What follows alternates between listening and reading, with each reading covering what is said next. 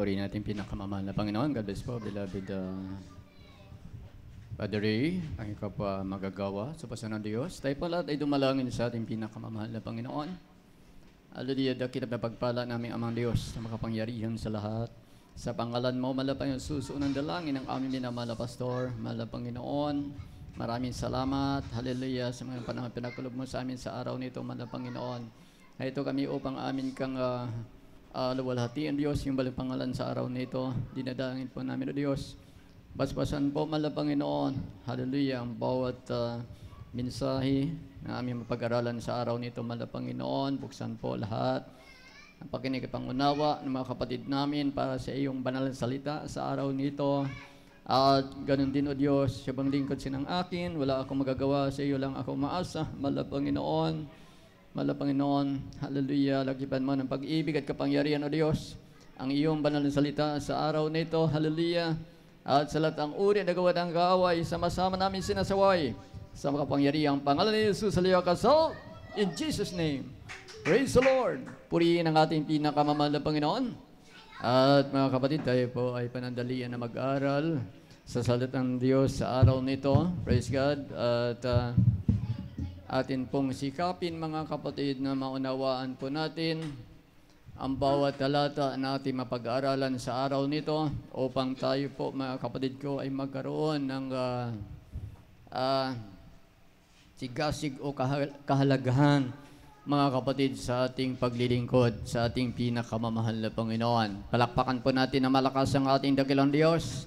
At bago pong lahat mga kapatid, nais ko man ipaabot sa ating pinakamamahal na Panginoon ang mataas na papuri at pagsamba, pagpapasalamat para sa ating dakilang Diyos na buhay at dubling paggalang sa ating mga magulang, sa ating pinakamamahal na Panginoon Jesus, sa ating Honorable Pastor Wildy Estrada Almeida, at yan din sa mga beloved children, ang ating minamahal na Pastor, at isang mabuti at magandang alaala para sa ating lahat na tayo pong lahat ay iniwanan na isang magandang halimbawa ng ating beloved Assistant Pastor. Praise God, tayo po ay nagpapatuloy sa ating pananampalataya sa ating dakilang Diyos. Sa inyo mga kapatid, magandang hapon sa inyong lahat. Sa lahat naman nandirito, sa ating mga kapatiran na patuloy nakikiisa sa banal na gawain ng ating pinakamamahal na Panginoon Jesus sa araw nito. Praise God. At maging sa ating mga kapatiran, maging sa ibang bansa, sa lahat sa mga probinsya. Praise God, magandang hapon sa inyong lahat. Yan mga kapatid ko. Palakpakan po natin ang ating pinakamamahal na Panginoon. Amen. Yung buhay na palakpak para sa ating dakilang Diyos. Kaya sa araw nito mga kapatid ko, tayo po ay mag-aral sa salita ng ating pinakamamahal na Panginoon sapagkat ang Diyos ay may layunin sa bawat isa sa atin kung bakit tayo hinirang o tinawag ng ating pinakamamahal na Panginoon. Amen. Buksan po natin unang talata. Sa mga awit tayo. Dito sa Aklat Mga Awit, Kapitulo 113, versikulo 3. Mula sa pagsikat ng araw hanggang sa paglubog niyaon, ang pangalan ng Panginoon ay pupurihin. Amen. Amen. Palakpakan po natin na malakas ang ating dakilang Diyos. Praise God.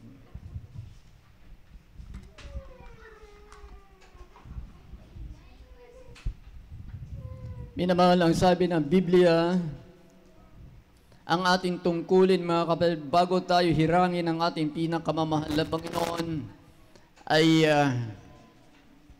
magpuri o papurihan po natin ang banal na pangalan ng ating dakilang Diyos. Kaya ang sekreto ng isang tunay na pinagpala, isang tunay na Kristiyano mga kapatid, ay ang pagpupuri sa ating pinakamamahal na Panginoon. Amen. Lalo na sa panahon ngayon mga kapatid ko, talagang kailangan magsusumikap ang bawat isa na tayo po ay makapagpupuri ng maayos sa ating pinakamamahal na Panginoon. Sa katuso ang diablo, tuso ang kaaway mga kapatid ko. Amen.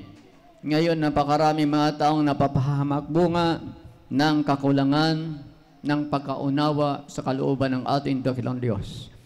Hindi nila alam mga kapatid ko, ang sikreto ay ang pagpupuri sa ating pinakamamahal na Panginoon upang tayo po ay huwag magapi ng kaaway, upang huwag tayo matalo ng diablo. Ang pagpupuri may sapat na kapangyarihan upang huwag tayo mapahamak. Amen.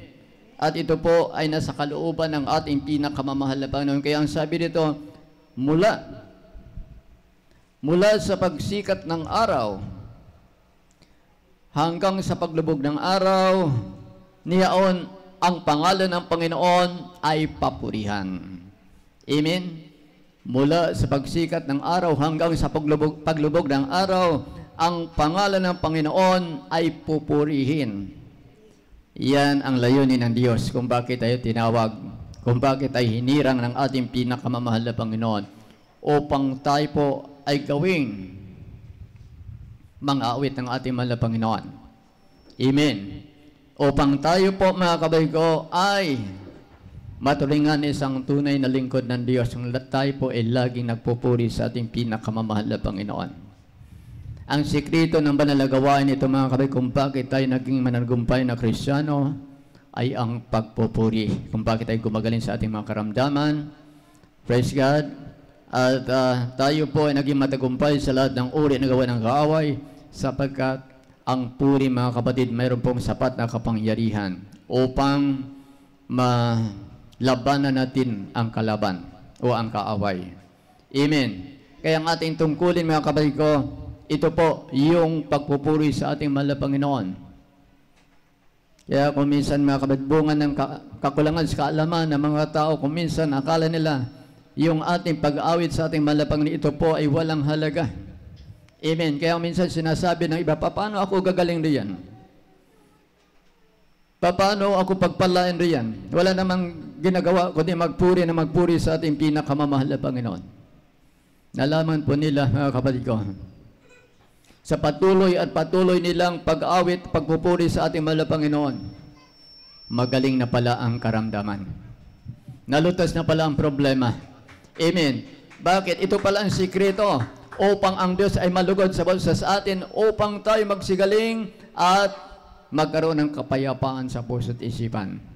Kaya itong ating ginagawa, mga kapatid, isang mabuting bagay na tayo po ay laging nagpupuri sa ating pinakamamahal na Panginoon. Amen.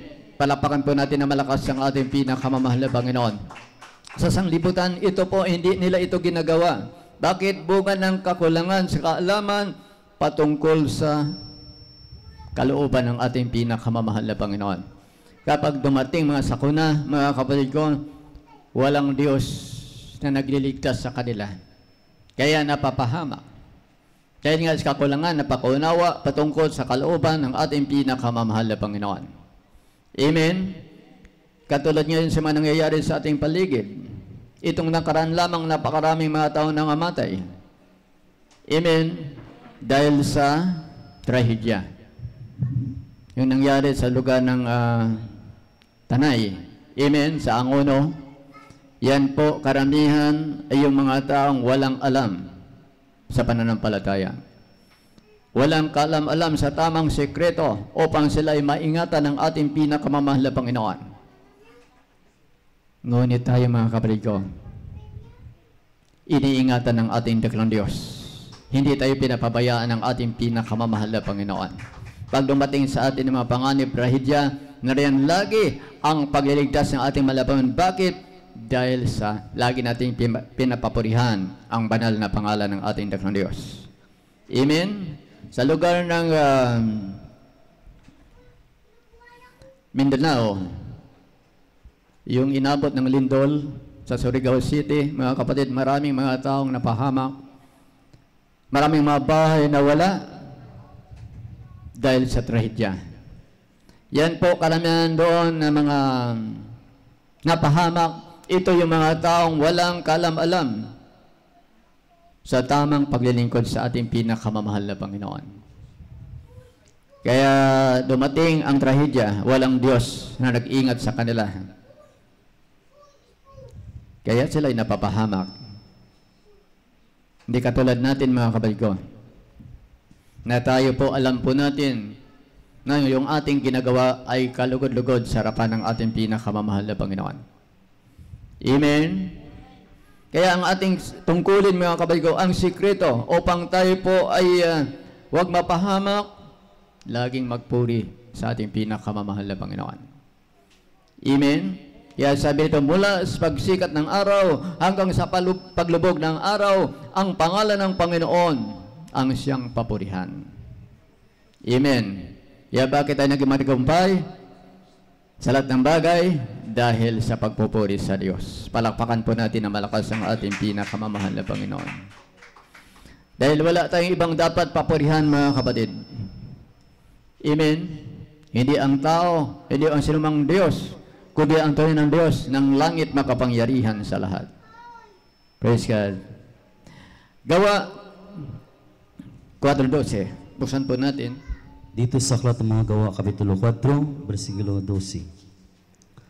At sa kanino mang iba ay walang kaligtasan, sapagkat walang ibang pangalan sa silong ng langit na ibinigay sa mga tao na sukat nating ikaligtas. Amen. Amen. Palakpakan po natin na malakas ang ating pinakamamahal na Panginoon. At sa kanino mang iba ay walang kaligtasan, sapagkat walang ibang pangalan sa silong ng langit na sukat nating ikaligtas kundi sa pangalan ni Jesus. Amen. Pag ikaw nalangin at hindi mo ginamit ang pangalan ni Jesus, walang kwenta ang iyong panalangin. Yan po ay useless, sapagkat hindi yan makaabot sa mamantayan ng ating pinakamamahal na Panginoon. Amen. Kaya ang sekreto mga kapatid ko, laging gamitin po natin yung pangalan na yan sa oras na tayo po ay manalangin sa ating pinakamamahal na Panginoon, upang tayo, yung ating mga dalangin ay makaabot sa tamang pamantayan ng ating pinakamamahal na Panginoon. Dahil sabi nito, at kanino mang iba ay walang sukat ikaligtas. Amen. Kaya wala tayong ibang dapat papurihan mga kapatid, kundi isa lamang ang banal na pangalan ng ating Panginoong Hesukristo. Palakpakan po natin na malakas ang ating pinakamamahal na Panginoon. Kaya lahat ng bagay mga kapatid ay pahintulot ng ating pinakamamahal na Panginoon, upang lahat po tayo mga kapatid ko ay makalapit sa Diyos, upang lahat po tayo mga kapatid ay maging managumpay na mga Kristiyano. Amen. Maging masama o mabuti, yan po ay kalooban ng ating pinakamamahal na Panginoon na mangyari sa atin, upang tayo po ay matutong lumapit sa Diyos, magpuri sa Diyos, at gawin po natin ang kalooban ng ating pinakamamahal na Panginoon. Yan sabi ng Bible, lahat ng bagay nakakalakip-lakip, alinsunod sa kanyang nasa. Amen. Hindi sinabi ng Biblia, lahat ng bagay nakakalakip-lakip, alinsunod sa ating nasa, kundi ito po ay kaloob ng ating pinakamamahal na Panginoon. Amen. Hindi natin madalang ating sarili dito, maliban hindi pahintulot ng ating pinakamamahal na Panginoon. Maging masama, mabuti, kung minsan sa atin mga kapatid, bago tayo makalapit sa Diyos, dumaranas pa tayo ng mga problema o mga karamdaman o mabigat na pagsubok sa buhay. Yan po ay naging paraan ng ating pinakamamahal na Panginoon upang tayo po ay makapagpupuri sa ating dakilang Diyos. Amen. Dahil pag hindi tayo nakalapit sa Diyos, pag hindi tayo tinawag ng ating pinakamamahal na Panginoon, pag hindi tayo napunta, hindi tayo matutong magpuri sa ating mahal na Panginoon. Amen. Kaya karamihan sa atin natututong magpuri dahil sa tayo nagkaroon ng mabigat na karamdaman, nagkaroon ng mabigat na problema sa pagsubok sa buhay. Ito pala ang naging paraan upang tayo matutong magpuri sa ating mahal na Panginoon. Dahil ang tao mga kapatid, kapag hindi ito dumaranas sa mga problema at karamdaman, hindi matutong lumapit sa Diyos. Maliban na siya mayroon pong mahigpit na pangailangan sa ating pinakamamahal na Panginoon. Amen. Katulad natin mga kapatid, kung tayo hindi dumaranas ng problema, hindi tayo dumaan sa mga mabigat na pagsubok, marahil ilan sa atin wala po tayo dito. Ngunit dahil sa yan ay naging paraan ng ating pinakamamahal na Panginoon at tayo po'y dumaranas ng mga pagsubok at problema, kaya tayo tinawag na ating mahal na Panginoon upang tayo patutong magpuri sa ating dakilang Diyos. At kapag tayo natutong magpuri sa ating pinakamamahal na Panginoon, malutas ang problema, gagaling ang karamdaman, magkaroon pa tayo ng kapayapaan sa puso't isipan. Amen. Yan ang naging kaloob ng ating pinakamamahal na Panginoon, upang tayo pong lahat mga kapatid maturingan isa mga tunay na mga awit ng ating pinakamamahal na Panginoon. Then pagdating sa langit, mga kapatid, wala na tayong gagawin, kundi ang magpuri na lamang sa ating pinakamamahal na Panginoon. Amen? Amen? Hindi na natin kailangan magtrabaho pa roon. Magbungkal ng lupa, maghanap buhay. Hindi na natin kailangan yan. Ang ating obligasyon sa langit, pagdating ng araw, walang iba, kundi magpuri sa ating pinakamamahal na Panginoon. Amen? Kaya sa unang nabasa natin, mula sa pagsikat hanggang sa paglubog ng araw, ang pangalan ng Panginoon ang siya nating papurihan. Kaya dito pa lang sa lupa, sinasanay na tayo ng ating pinakamamahal na Panginoon upang pagdating natin sa langit, mga kapatid, ay alam na natin kung anong dapat ating gawin. Amen. Palapakan po natin na malakas ang ating pinakamamahal na Panginoon. Sa aklat ng Roma 8:28. Dito sa sulat ni Apostol Pablo sa mga taga-Roma, Kapitulo 8, versikulo 28. At nalalaman natin na ang lahat ng mga bagay ay nagkakalakip-lakip, na gumagawa sa ikakabuti ng mga nagsisiibig sa Diyos, sa mga bagay niyaong mga tinawag alinsunod sa kanyang nasa. Amen. Palakpakan po natin na malakas ang ating pinakamamahal na Panginoon. Kaya itong ating nabanggit kanina, mga kapatid, maliban na ang Diyos ay tumawag sa atin, hindi tayo mapunta sa tunay na gawain ng ating pinakamamahal na Panginoon. Amen. Amen. Dahil kung ano ang hilig ng tao, yun ang kanyang gagawin. Ngunit yung ating karamdaman ay naging paraan na lamang yun. Yung ating mga problema, naging paraan na lamang yun upang tayo po ay makalapit sa Diyos. Amen? Sa makatuwid bagay, ang sabi niya, mga tinawag alinsunod sa kanyang nasa. Kaya tayo, mga kapatid, hindi tayo tumawag sa ating sarili para tayo mapunta dito sa banal na gawain nito, kundi ang tumawag sa atin, walang iba, kundi ang ating daklang Diyos. Bakit? Sa anong dahilan? Dahil nais ang ating malabang noon, walang iba tayong dapat papurihan, kundi ang banal na pangalan ng ating daklang Diyos. Palakpakan po natin na malakas ang ating pinakamamahal na Panginoon. Maging sa kamatayan ng tao, mga kapatid, ito po ay sa katulad na ng ating pinakamamahal na Panginoon. Kaya sa mga taong dumaranas ng karamdaman o mga sakit, mga kapatid ko, kahit sabihin pa natin, marami tayong pera, mayaman po tayo, sagana tayo sa lapi, mga kapatid, hindi na natin kayang tapalan ng pera ang kamatayan kapag ito ay itinakda na ng ating pinakamamahal na Panginoon. Amen? Amen? Kahit sino pang mayaman, kahit sinong milyonaryo, kapag nakatakda na sa kanya ang tinatawag ng kamatayan, wala na siyang magagawa dahil hindi niya kayang tapalan ng pera ang kahatulan ng ating pinakamamahal na Panginoon. Amen? Purihin ang ating pinakamamahal na Panginoon. Kaya ang sabi rito, mga kapatid, at kung paanong itinakda sa mga taong mamatay na minsan at pagkatapos nito yung paghuhukom. Amen. So ibig sabihin, mga kapatid, ang kamatayan ng tao ay nakatakda na pala yan. Amen. Kaya sabihin po natin, gusto natin humabang ating buhay. Kung hanggang doon na lang ang buhay natin, wala na tayong magagawa, mga kapatid. So ang ating buhay, hindi natin ito pag-aari.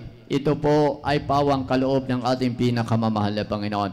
Siya ang nagbigay sa atin at siya rin ang pwedeng kumuha. Amen. So hindi natin alam kung anong araw, anong oras tayo kukunin ng ating pinakamamahal na Panginoon.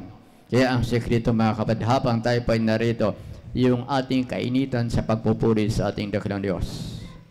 Yung ating kainitan sa pagsamba sa ating mahal na Panginoon, yung ating kainitan sa pagtupad po natin sa tamang utos ng ating daklang Diyos. Amen. Bakit? Dahil ito'y kalooban ng ating daklang Diyos na buhay na mangyari sa isang tao. Amen. Ngayon, mga kapatid, habang tayo po ay narito, tayo po ay naatasan ng ating pinakamamahal na Panginoon na tayo magsikap na magpuri sa ating mahal na Panginoon. Magsikap po tayo na gawin po natin ang tamang pamantayan sa paglilingkod sa ating pinakamamahal na Panginoon. Dahil yan ay kaloob ng ating daklang Diyos na buhay upang tayo pa ipagpalain ng ating pinakamamahal na Panginoon. Palampakan po natin na malakas ang ating daklang Diyos. Amen. Sapagkat, sabi nito, sapagkat inibig ng Panginoon ang kanyang kahatulan. Amen. Hindi pwedeng mangyari, mga kapatid, hindi matupad ang kahatulan ng ating pinakamamahal na Panginoon sapagkat ito ay banal sa harapan ng Diyos. Amen? Sabi ng mga awit, buksan po natin mga awit 37:28. Dito sa Aklat ng Awit, Kapitulo 37, versikulo 28. Sapagkat iniibig ng Panginoon ang kahatulan at hindi pinababayaan ang kanyang mga banal. Sila iniingatan magpakailanman, ngunit ang lahi ng masama ay mahiwalay. Amen. Palakpakan po natin na malakas ang ating pinakamamahal na Panginoon. Kaya mga kapatid ko, tayo po napakapalad po natin.